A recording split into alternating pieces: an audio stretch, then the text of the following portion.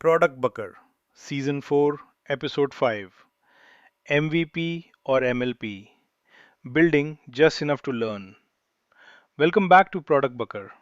Let's be honest for a moment. MVPs are confusing. The term gets thrown around so casually that it has almost lost its meaning. Half the time, when teams say MVP, what they really mean is we didn't have time to do this properly. And users can tell because somewhere along the way, MVP stopped meaning learning fast and started meaning shipping half baked things. But here's a twist: MVPs aren't dead, they've evolved.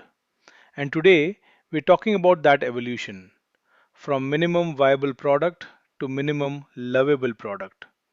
What's the difference? When should you use which? And how do you build just enough to learn without burning user trust? If you're new here, welcome. I'm Rishikesh, a product manager and the founder of Product Sense. On Product Bucker, we talk about product thinking the way it actually shows up at work: messy, contextual, human. Let's talk about MVPs. To understand how MVPs went wrong, we need to go back to where they started. The idea came from lean startup thinking. An MVP was defined as the smallest version of a product that lets you test a hypothesis with the least effort. That's it. Not the cheapest product, not the ugliest product, not the fastest thing engineering can ship. The goal was learning. But over time, something broke.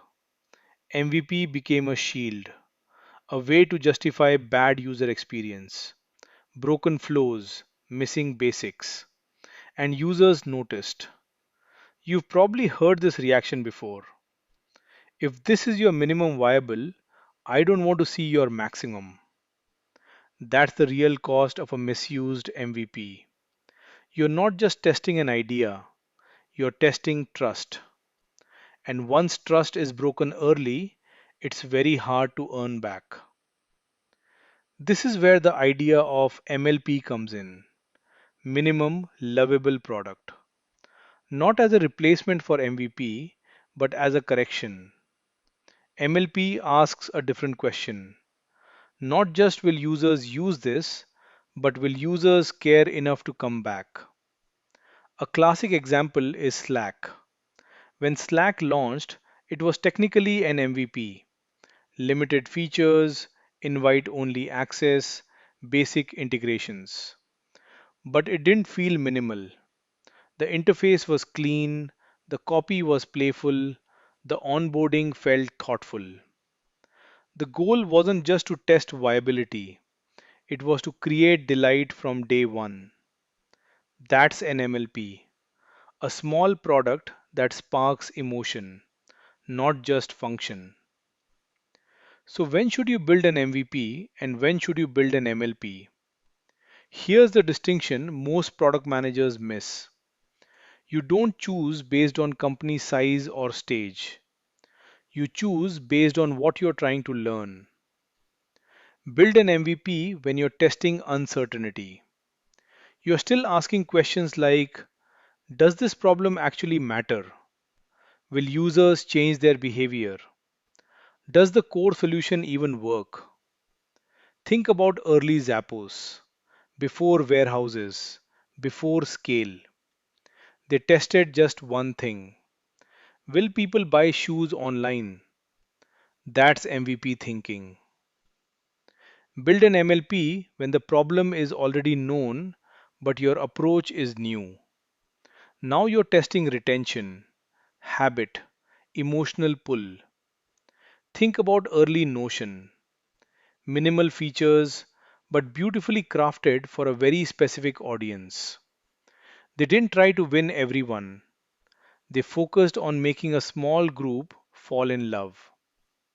Here's the simple shortcut: MVP is your science experiment, MLP is your craftsmanship statement. Mixing them up is how teams burn out. Here's a practical way to think about progression. First comes MVE, minimum viable experiment. This isn't even a product, it's a test, a landing page, a wait list, a clickable prototype. The goal is simple. Is this even worth building? Next comes MVP. Now you're proving the core loop works. Not all features, not all edge cases, just enough to create learning. Finally comes MLP. Now the question changes. Do users care enough to tell others? This is where polish matters, copy matters, small moments matter. At each stage, the goal shifts from learning to validation to love. Here's your Bucker moment. Building fast is easy. Building something people remember is rare. Your first version doesn't have to be big, but it does have to be intentional because users don't fall in love with prototypes. They fall in love with how a product makes them feel. That's it for this episode of Product Bucker. Next week, we move into the next frontier. Go to market starts on day one.